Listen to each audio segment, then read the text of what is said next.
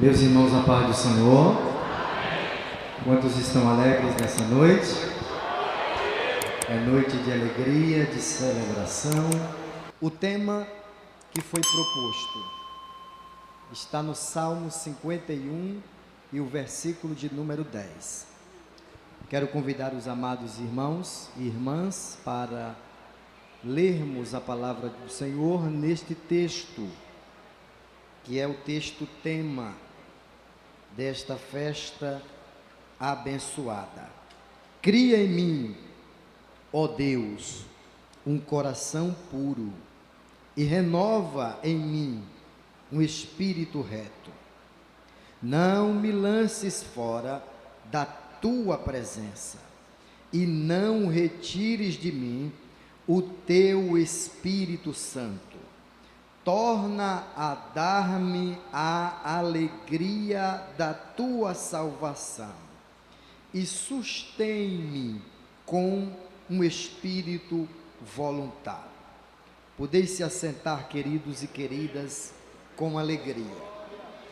É um texto muito conhecido, mas queremos transmitir, com base nestes textos que acabamos de ler, uma mensagem de Deus para os vossos corações. Baseados neste texto, na narrativa do salmista Davi, nós temos neste capítulo o salmo do arrependimento e da confissão de Davi. É o salmo famoso, salmo da confissão, que demonstra a experiência de arrependimento do rei, do salmista Davi, depois de ter consumado o ato pecaminoso de adultério. Depois do pecado cometido, o salmista, ele expressa neste capítulo 51 os efeitos colaterais do pecado que ele cometeu, a dor do pecado que ele cometeu, porque o pecado em si é uma consequência desastrosa de dor, de lamento, de tristeza, e nós encontramos aqui, através das palavras expressas em tom de poesia, o coração de um homem justo, de um crente, de um servo de Deus, que acabara de cometer um delito, um pecado, uma transgressão. E o exemplo que ele nos deixou neste capítulo, através da inspiração do Espírito Santo, nos traz o exemplo de uma pessoa arrependida e completamente decidida a voltar atrás em relação ao que havia cometido. Nós temos neste capítulo, com base no comentário do rodapé da Bíblia de Estudo Explicada, uma das melhores versões em português, chega a dizer, a mencionar, que este salmo é o salmo do arrependimento segundo Deus, ou segundo a vontade de Deus.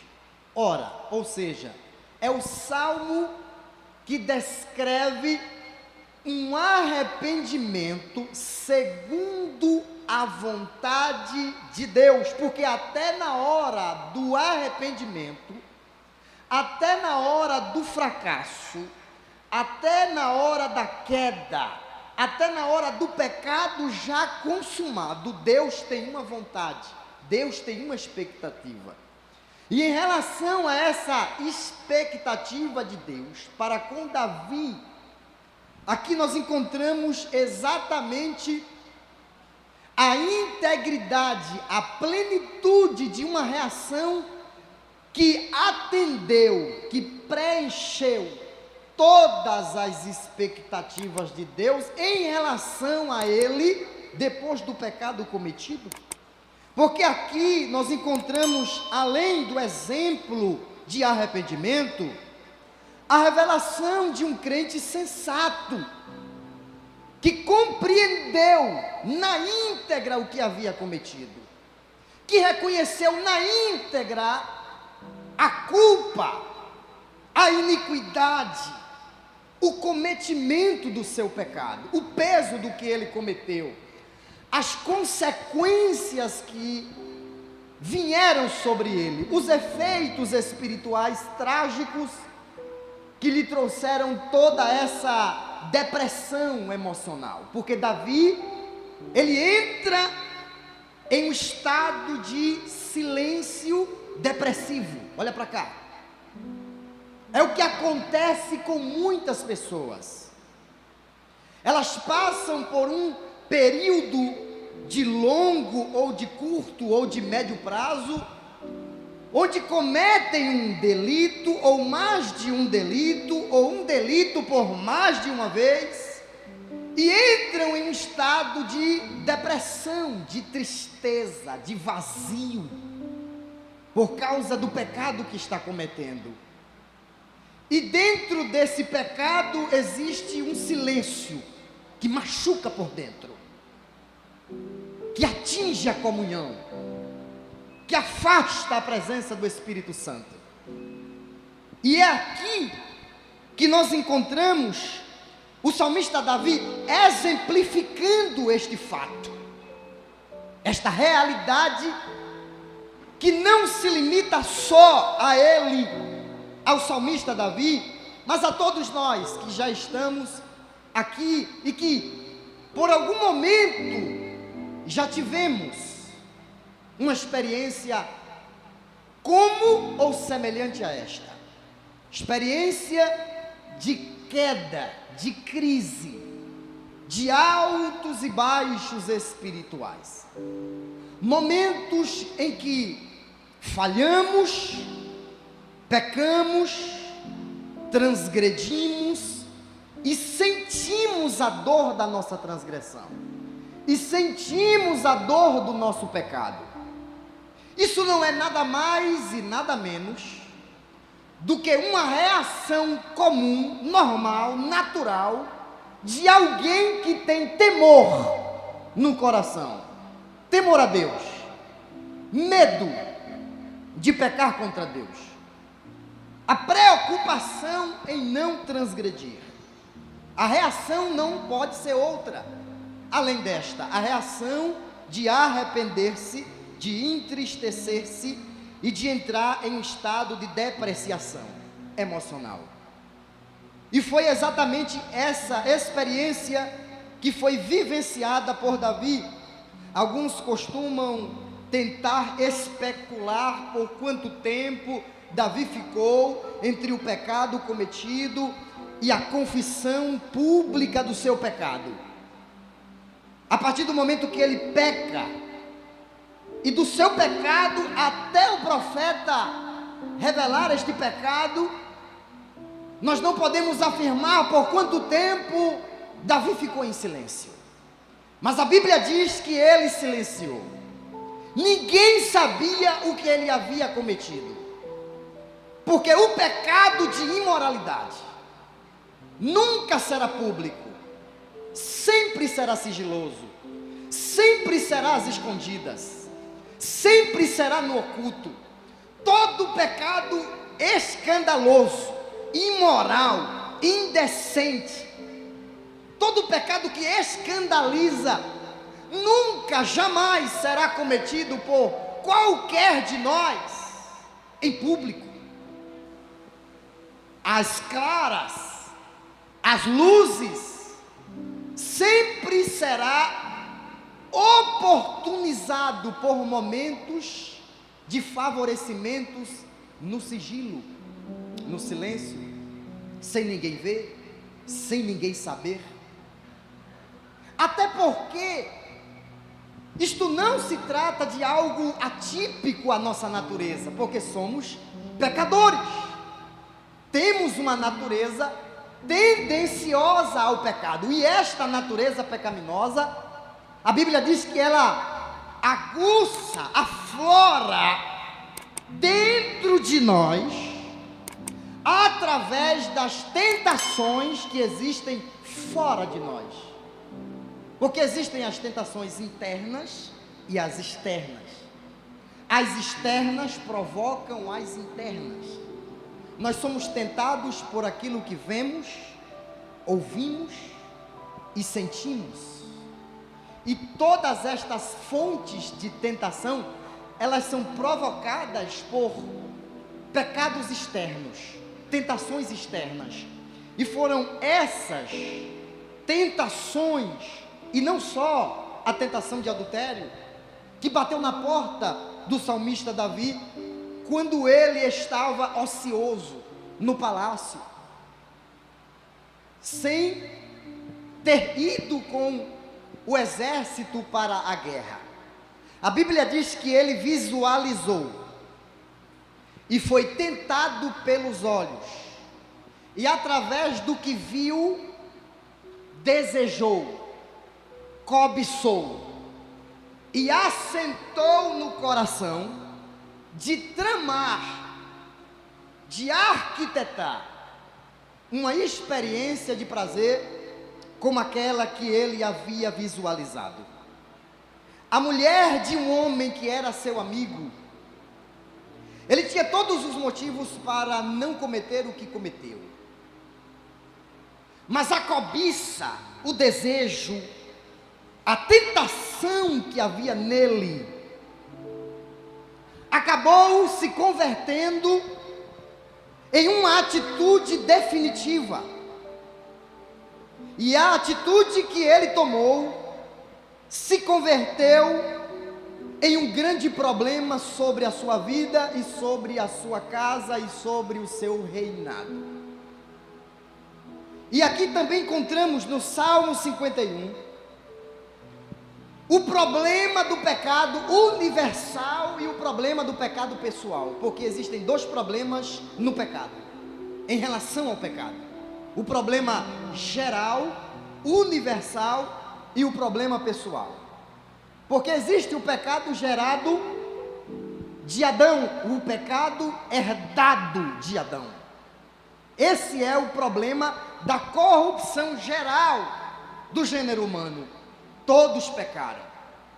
E esse pecado, Davi se utiliza de tanta sensatez, que no versículo de número 5, ele confessa, ele reconhece que o problema do pecado que ele havia cometido não se limitava apenas àquela única experiência que ele teve com aquela mulher, mas com um problema que já existia dentro do coração dele. E é baseados neste problema, nesta problemática, que eu gostaria de me deter nessa noite como prioridade dentro dessa mensagem aqui. A problemática do pecado universal e pessoal.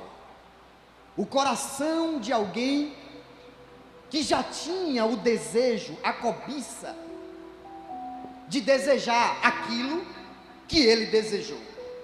Poderia ser outra coisa, porque a Bíblia diz em Tiago capítulo 1, que cada um é tentado pela sua própria cobiça.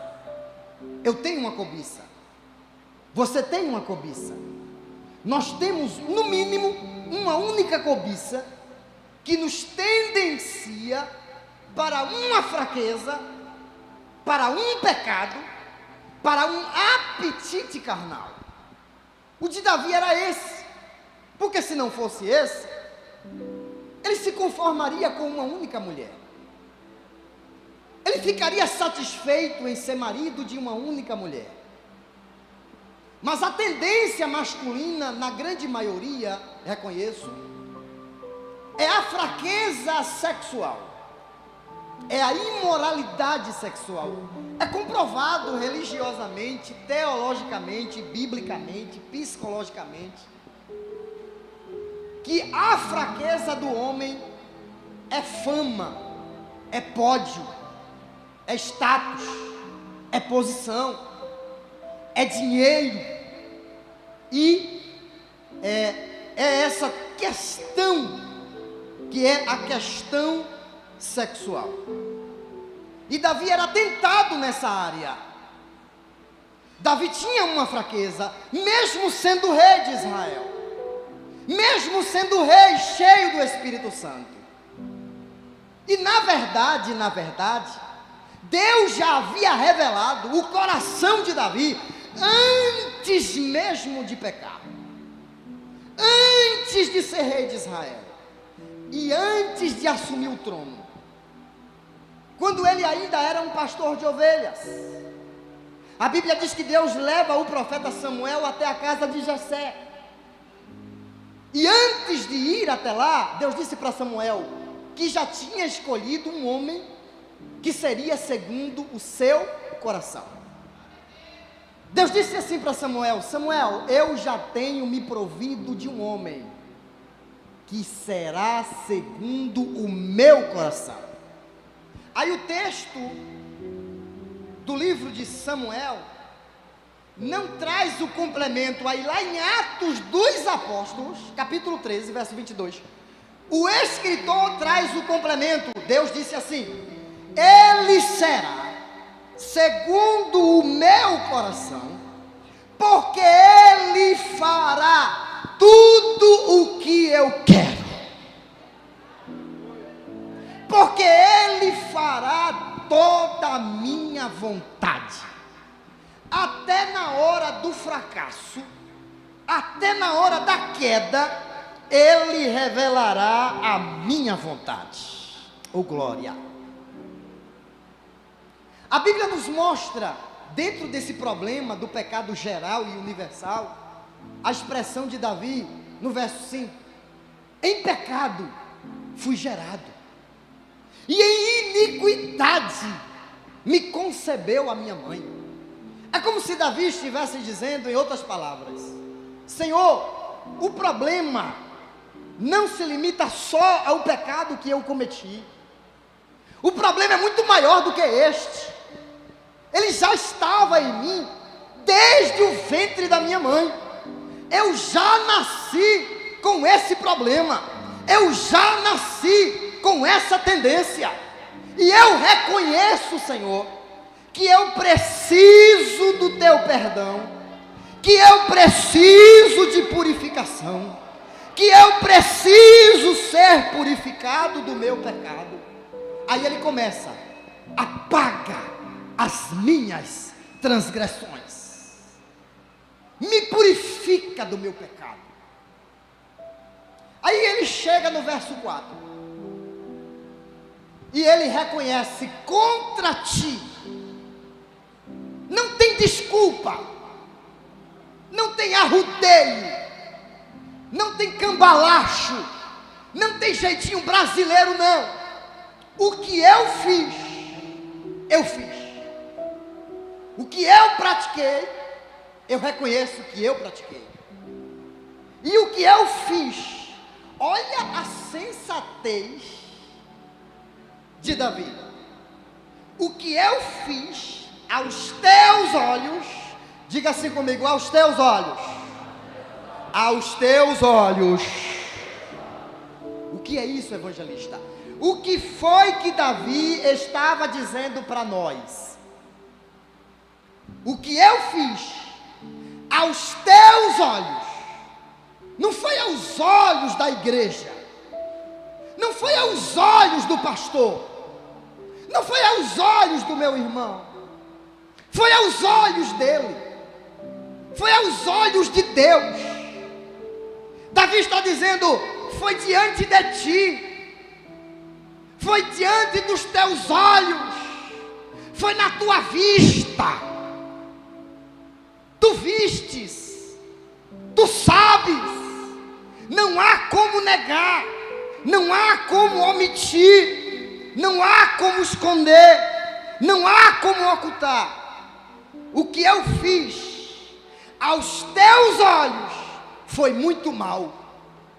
A expressão "o que eu fiz aos teus olhos foi muito mal" é Davi dizendo: eu sei que o que eu cometi foi muito sério, foi muito grave, eu te magoei, eu te entristeci, eu te atingi, eu te desagradei, o que eu fiz foi mal, foi trágico, me perdoa, lava-me da minha iniquidade, limpa-me com esopo e ficarei limpo, lava-me e ficarei mais alvo que a neve.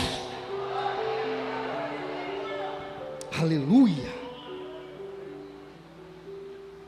Não escondes a tua face dos meus pecados. Versículo 9.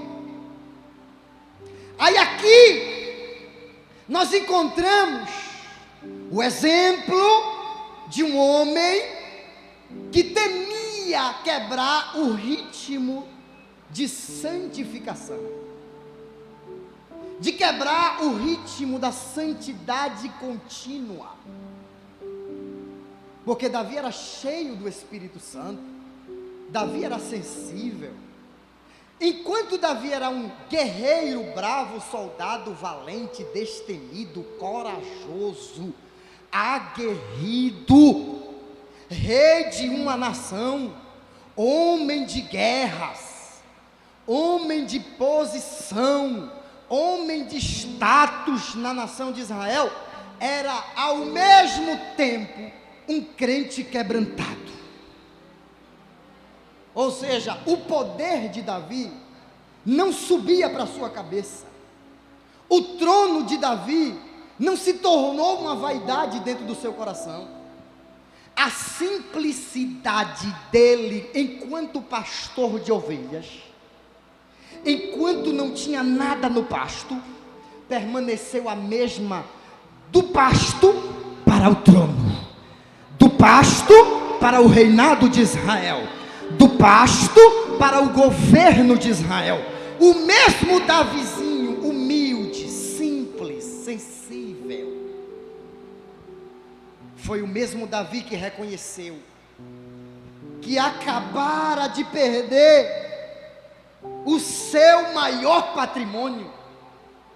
Eu não vou usar a palavra patrimônio para não ser pesado na minha aplicação. Eu vou dizer aquilo que de mais precioso ele tinha.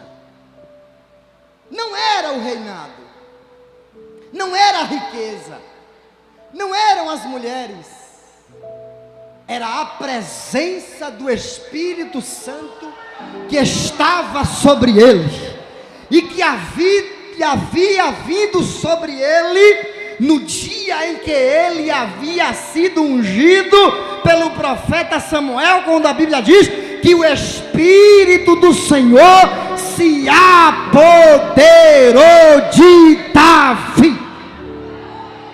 Quem pode glorificar a Deus nesta noite?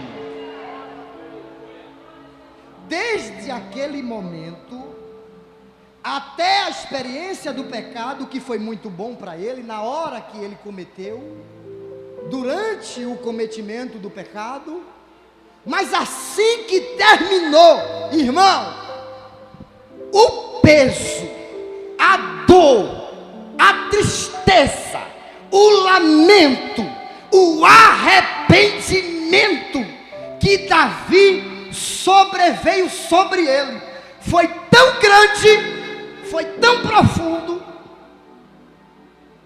que eu posso acreditar que o que ele tinha de melhor não era mais importante e significante para ele.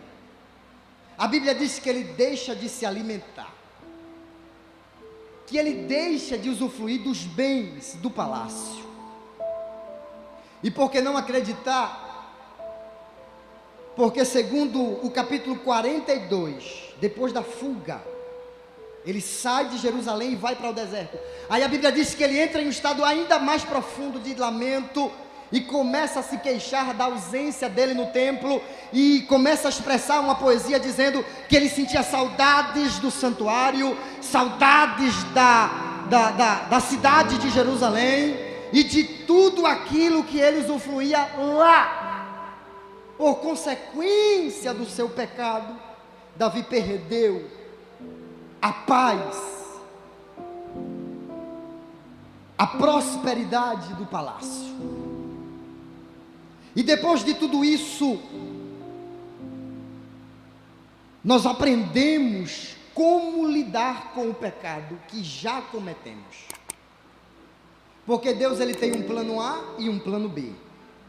O plano A é não pecarmos.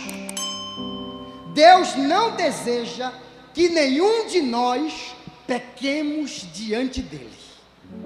A vontade de Deus é que não pequemos, apesar de sermos pecadores, falhos.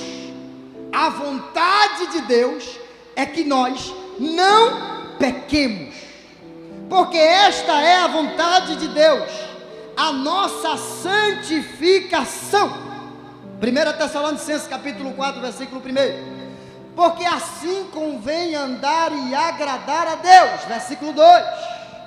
Porque esta é a vontade de Deus, pois Ele nos deu o seu Espírito Santo. Esse é o plano A de Deus. A Bíblia diz: meus filhinhos, estas coisas vos escrevo, para que não pequeis. Essas coisas vos escrevo, para não pecardes. Porém, contudo, se vieres a pecar, não desvie. Tu tens um advogado.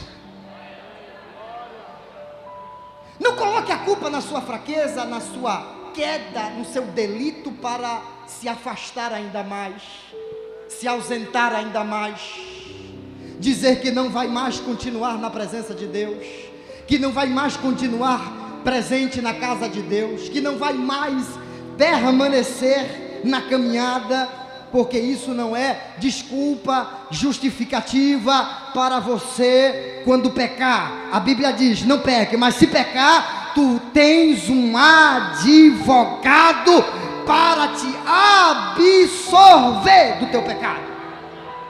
Oh glória, aleluia. Mas o plano B é de reagir ao pecado como Davi reagiu. E como ele reagiu? Eu já encerro. Com a necessidade demonstrada de sentir a dor do pecado. Davi demonstra o que sentiu em cada palavra que ele cita no capítulo 51. Quando ele chega no versículo 10, ele diz o seguinte: cria em mim, ó Deus, um coração puro. A palavra cria vem do verbo hebraico criar, que significa gerar do nada, trazer à existência aquilo que não existe. É como se Davi dissesse: Senhor, eu estou pedindo perdão, eu preciso ser purificado, eu preciso ser lavado, redimido, restaurado. Eu preciso da restituição da tua presença. Não me lances fora da tua presença. É como se ele dissesse: não me descarte, não me jogue fora, não me reprove, não me rejeite. Eu tenho medo de ter a mesma experiência que Saul teve, porque Saul perdeu. Eu não quero perder a tua presença. E eu sei que para não perder, não adianta confessar o meu pecado apenas. Não adianta pecar hoje, confessar e pecar amanhã. Não adianta pecar hoje, pedir perdão, ser perdoado, purificado e continuar com esse apetite, com esse afloramento, com essa tendência, com essa cobiça que não vai me deixar, que não vai sair de dentro do meu coração. É necessário que o Senhor tire arranque de dentro de mim este coração adúltero e coloque outro coração. É como se Davi estivesse dizendo: eu não aceito de mim mesmo ser perdoado. Eu não me conformo em ter esta tendência dentro de mim. Eu não aceito que este pecado, que embora possa ser perdoado por ele, a ti e por ti, continue me tentando, me provocando, me levando a desejar o que eu desejei. Eu não quero mais. Arranque este coração adúltero e crie outro coração, sem imoralidades, sem mácula, sem pecado. Senhor, eu quero um coração puro. Aí eu me lembro daquela passagem de Hebreus 12, 14. Segui a paz com todos e a santificação, sem a qual ninguém verá o... Mas deixa eu te explicar. A santificação é o caminho para a eternidade.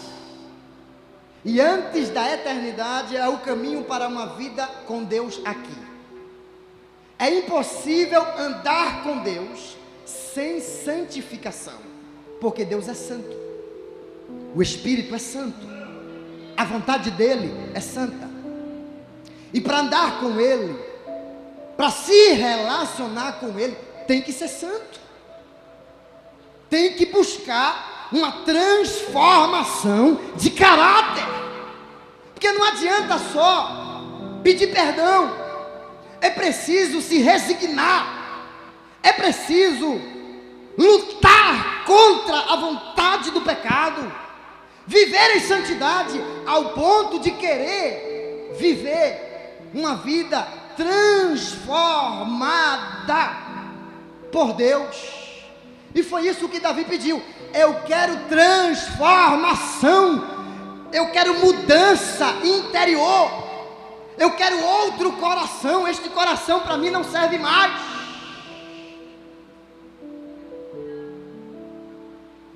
Aí a gente vai para Mateus 5 e 8. Bem-aventurados os limpos de coração, porque eles verão a... Vamos encaixar as peças.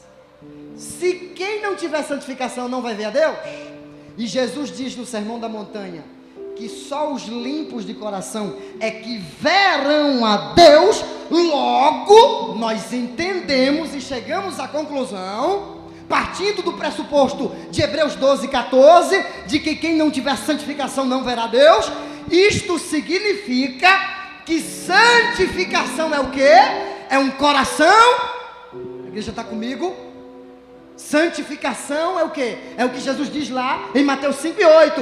Bem-aventurados os limpos de... Santidade é o quê? É limpos de...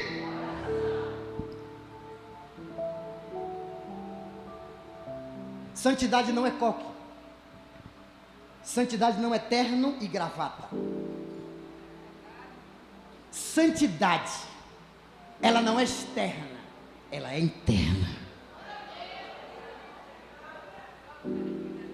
Eu não menosprezo o estilo de vida público, externo, visual, estético, que deve ser moderado, equilibrado, sábio, prudente. Mas a essência da santidade não é fora, é dentro. Foi por isso que Jesus condenou os fariseus. Vocês são limpos, bonitos, perfumados por fora, né? Mas por dentro vocês são sepulcros caiados. Vocês são cheios de maldade no coração, de malícia, de artimanha, de audácia, de falcatrua. Vocês fazem um trabalho bonito, vocês fazem ação social, vocês fazem pretexto de longas orações para as pessoas se admirarem com a piedade falsa de vocês. Mas por dentro só Deus sabe como vocês são. Só Deus sabe quem vocês são. Então, santidade é coração puro, é coração limpo, é coração de criança, é coração desprovido de maldade. E é isso que nós precisamos pedir a Deus todos os dias: Senhor, não permita que o meu coração seja contaminado, imaculado. Porque o meu coração e o teu se suja, se contamina. Mas o segredo é não permitir que a sujeira permaneça.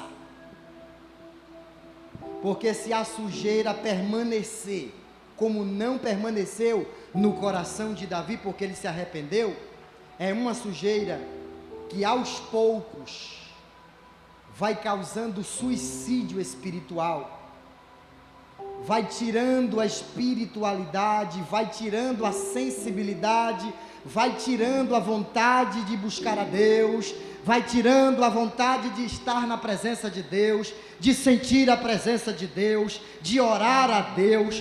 Tudo isso é consequência de alguém que pode aceitar o pecado que está cometendo e a mancha que está vindo sobre o seu coração. É aos poucos, não é de uma vez. É por isso que nós temos que confessar e abandonar. A Bíblia diz que aquele que encobre os seus pecados não prosperará, mas aquele que confessa e deixa alcançará misericórdia. Quantos entendem isto? Por favor, levante a mão. Quem pode glorificar ao Senhor nesta noite?